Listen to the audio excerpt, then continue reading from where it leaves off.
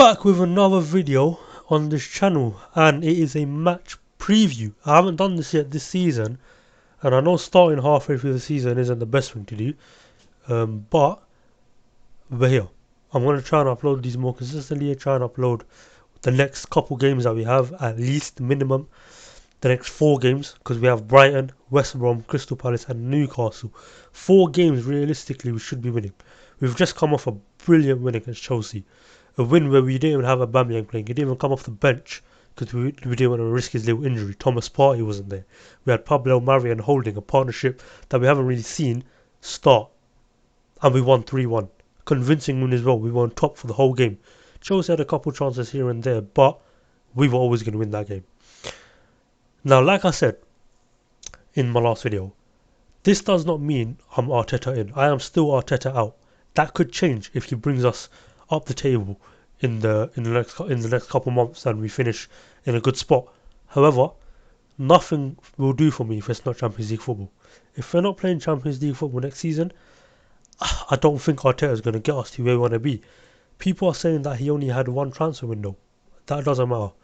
He had a transfer window. He bought in Gabriel Magalhaes. He bought in Thomas Partey. 2 players which we needed. 2 players which he bought in. But I mean, Thomas Partey's been injured for a while. We bought him. He was running with a little injury. He came with a little injury. Still played a game for us. Played against United. Had a brilliant game. Gabriel Magalhaes, on the other hand, played a bunch of games for us. Got sent off. We lost a couple games with him in there. So, I mean, we can't really complain. But that's not what this video is about. This video is about Arsenal and Brighton. Brighton, who, I don't know. Let's see where they are on the table right now. Brighton right now in the table are 1 place below us in 16th, 4 points behind us. So if we lose, we stay 15th. If we win, it depends on all the other fixtures. But we have to beat Brighton. This is a team that for some reason we struggle against. This is the team that kept us out of getting top 4 last season, where Aubameyang missed a penalty. We drew the game 1-1. Against this team, I don't know what it is. Against these kind of teams, we struggle. But we are actually playing away. We're playing away. But like I said, it's a game that we should win. It's a game where Brighton have these individual good players. They have, well, Tariq Lamptey's injured. Solly March is brilliant on the left hand side. Who else is there? They have, well, Neil Maupay. He should have got sent off the last time we played when he injured Leno. They have, who else? They have Danny Welbeck, ex-Arsenal man. I can see him starting that game, and I can for some reason see him scoring. I don't know if we get a clean sheet or not, because this Arsenal team this season has been very, very hit or miss. Like, we're beating Chelsea 3-1 convincingly, but then we're losing to Burnley with an own goal. So yeah, it's very hit or miss. But Arteta, he has the chance to turn this whole season around.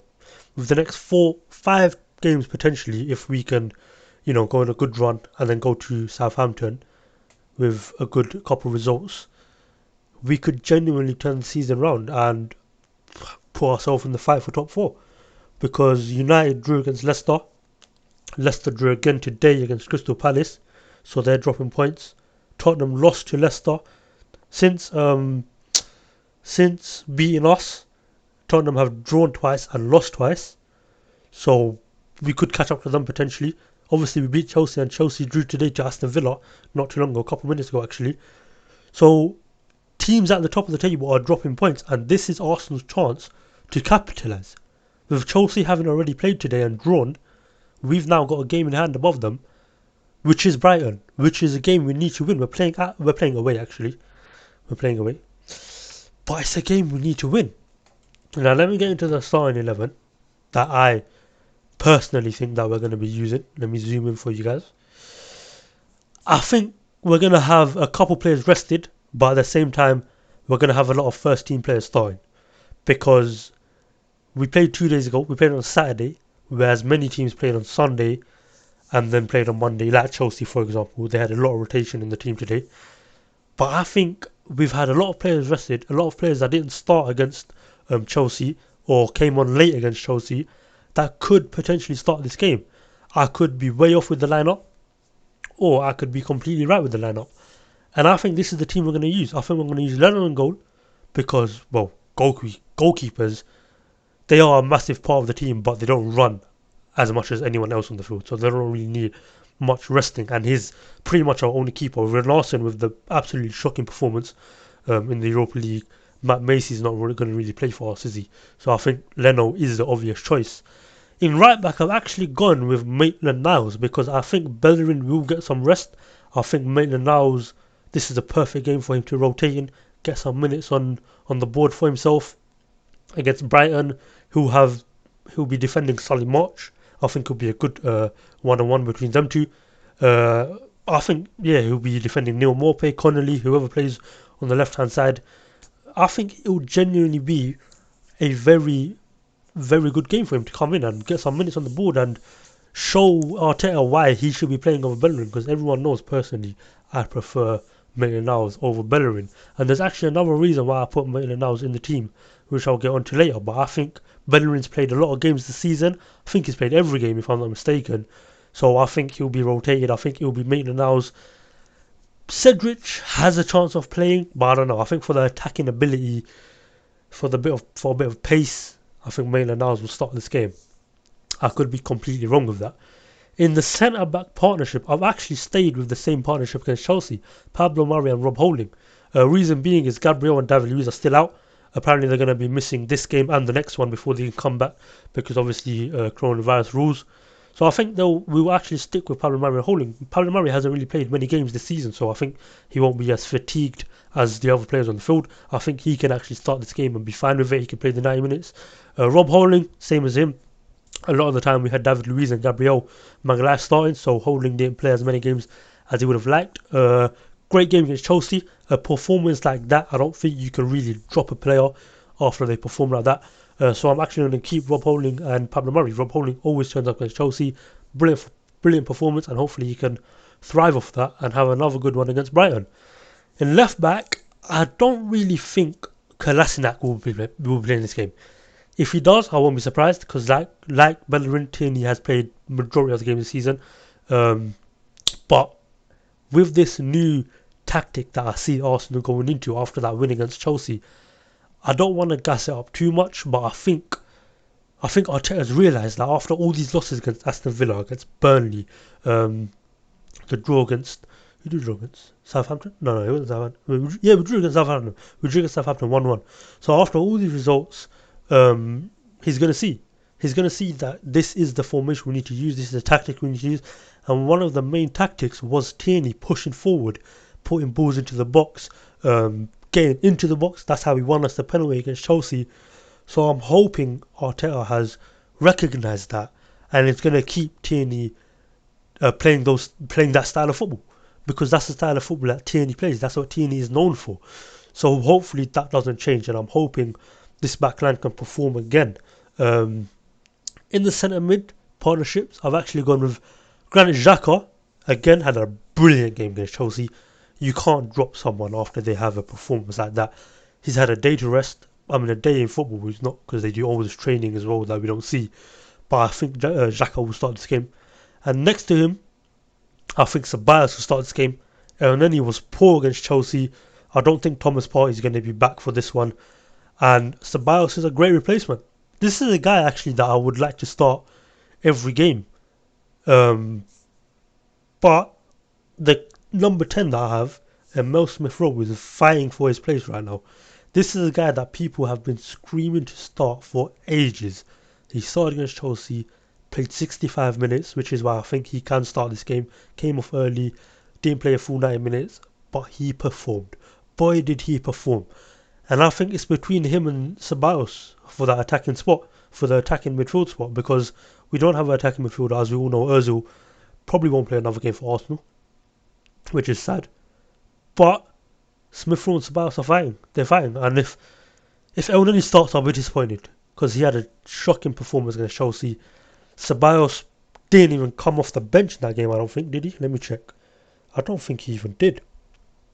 So if I check the 3-1 against Chelsea, let me see, did Ceballos come on? He didn't. Willock came on instead. So I think Ceballos will be fully fit for this game. There's no reason for him not to start. Because if we're doing rotation, I think he should start. And if he doesn't, I think Arteta might have got something a little bit wrong. But the game hasn't even been played yet, so I can't judge yet. Smith Rowe, like I said, he proved why he should be starting. He proved why he should be starting every game, if not playing a large number of minutes every game. And Brighton is a massive place for him to play. He could prove himself even more. Because let's be honest, it's a game, like I said a billion times now, we should be winning. And Mel Smith Rowe needs to start this game. He needs to. If not, he needs to come on in like the 60th minute. Because this is a massive game for him to thrive. And the attacking spots have actually dropped Martinelli because he's coming back off an injury. He played 71 minutes, I think, in the game against Chelsea. Let me just check. Yeah, he played 71 minutes. So yeah, and he played again in the Europa League before that, or was it the EFL Cup against Man City? Sorry, he played, and then straight into the Premier League. So I think he's going to be rested for this game. We can't risk his injury anymore because he's actually a crucial player, an upcoming player that we need to be starting or absolutely at least playing in the big games, in the games that are must wins. And Brighton, it's sad that I'm saying Brighton is a big game this season because it is. It's a big game, but it's a game that we have to win. It's a game, like I said, that could turn the season around. So we have to not risk anything right now because we already have Gabriel, we have David Luiz out, we have Willian out. And we also have Thomas Partey out, so we can't risk any more players being out of the squad. So I think we're going to start with Bukayo Saka on that left-hand side. A player, again, brilliant performance. I don't think he should be dropped. I think he should be starting. On the left, I think Lacazette will be dropped, however. And Aubameyang will come back in because he was on the bench. He was available. So I think this game he'll come back in and Lacazette will be dropped. And on the right-hand side, I think Nicolas Pepe will start this game as he didn't start the last one, and obviously Willian is potentially still going to be out of the squad. And we all know what Pepe can do on a good day. I don't really speak much about Aubameyang. He's the guy that we rely on for goals when he's on the pitch. So yeah, that is my predicted lineup. That is the team that I think we're going to be going for. I could be way off or I could be spot on. I think this team should be used. I think it is a team that will, like I said, Ceballos, Smith Rowe, Pepe, Maitland-Niles. These are players that can get an opportunity from this game and show Arteta why they should be starting, if not being first option off the bench. So yeah, let me know what you guys think down in the description below. We are 95 subscribers away from 1k subscribers, so please help me hit 1k subscribers. I'm going to be doing a giveaway when I do hit that, and when I get closer to it I'll be announcing the giveaway. So yeah, make sure you like, share, comment, subscribe, all that good stuff. You guys know what to do, and I'll see you guys hopefully when we beat Brighton, because I'll be doing a match review as well. I'm going to try and make this channel a bit more consistent. But yeah, hopefully, quick prediction, I think we're going to be winning. I think Brighton are capable of scoring. Like I said, they got players Morpay, Connolly, Welbeck, Solly March, Pascal Gross in the midfield, pops a goal here and there. So we don't want to underestimate them. Lewis Dunk at the back, solid player. I think it's going to be 2-1 or 3-1.